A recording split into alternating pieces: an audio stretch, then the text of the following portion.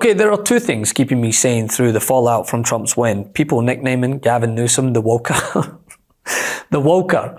I mean, that's grade A humor there, troops. And the pledge from Newsom and California AG Rob Bonta to protect the freedoms of those most at risk during a Trump presidency. We know to take Trump at his word when he says he'll roll back environmental protections, go after our immigrant and LGBTQ plus communities, attack our civil rights, and restrict access to essential reproductive care.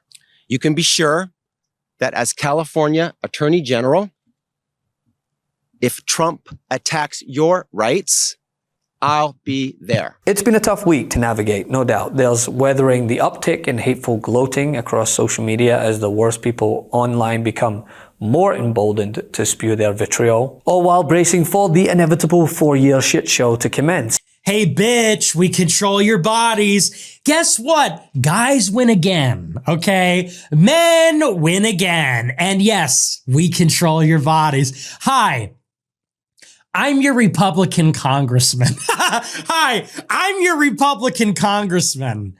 It's your body, my choice. Listen here, sweetheart. We're not messing around this time, and we will put your fat ass in prison for conspiracy against rights, and I promise you that. But light amidst the darkness I give you in the form of this scathing rebuttal from your now second favorite Scott, right?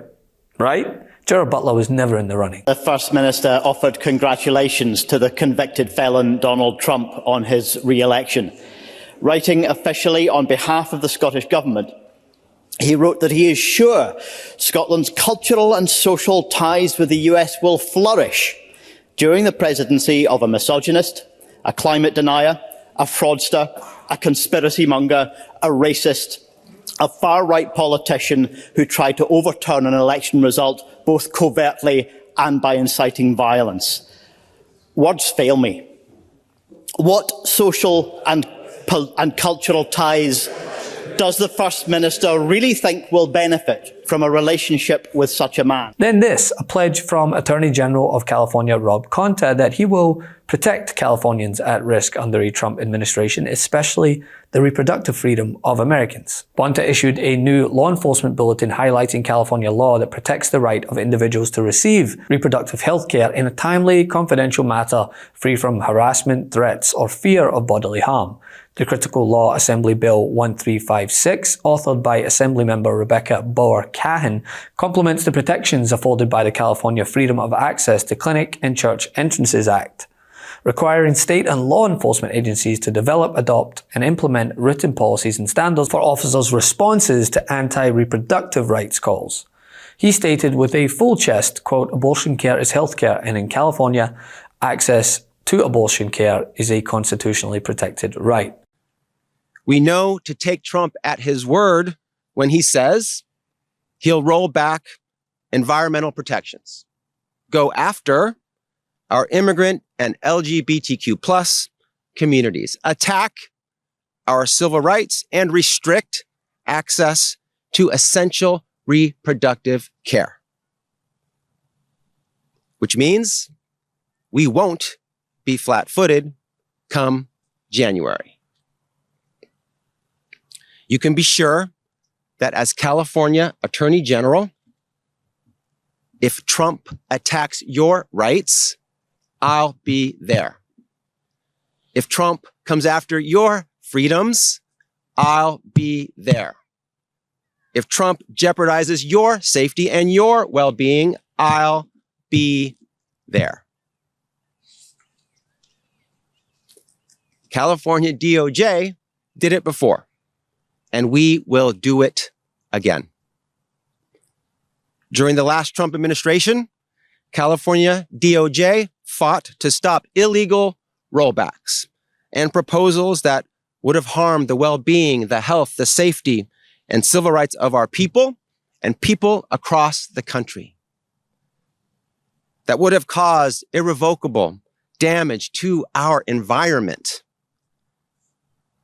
No matter who is in charge of the federal government, no matter what the incoming administration has in store, California will remain the steadfast beacon of hope and progress it has always been. The California Attorney General's office has also put together a training video which can be viewed here. At DOJ, we're focused on responding to calls for services at reproductive healthcare facilities.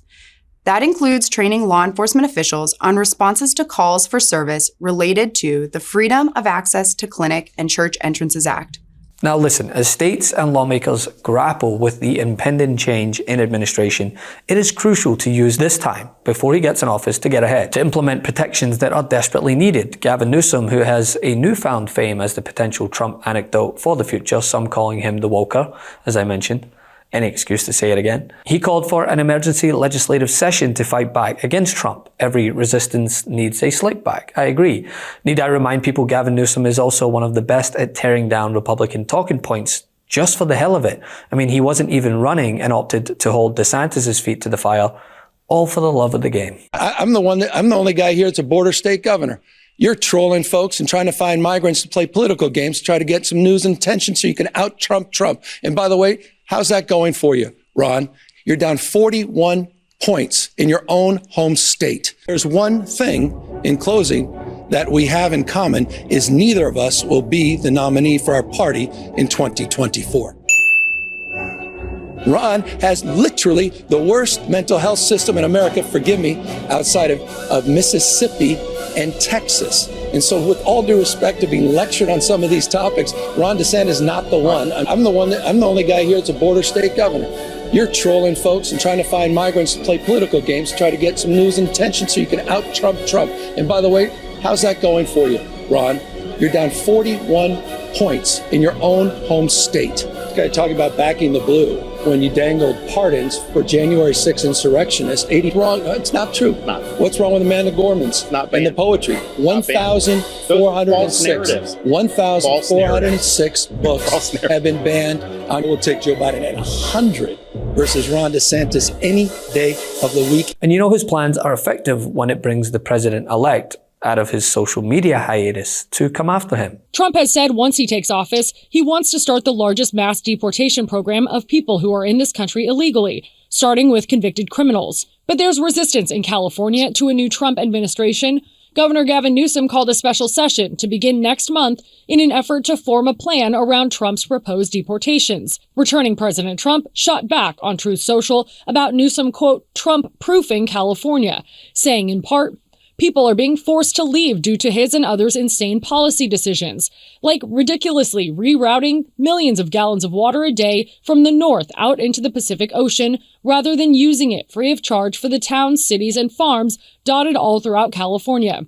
They're making it impossible to build a reasonably priced car, the unchecked and unbalanced homeless catastrophe, the cost of everything, in particular groceries, is out of control. Federally, the transfer of power is promised to be peaceful. We know President Biden invited Trump to the White House for a meeting. White House Press Secretary Karine Jean-Pierre said there's no date set for that yet, but they would share more once something is locked in. So, whether we like it or not, this is a level of resistance that can be implemented yesterday, local and state, because under a Trump term, nothing is off the table. Love this video? Make sure you stay up to date on the latest breaking news and all things Midas by signing up to the MeidasTouch newsletter at MeidasTouch.com/newsletter.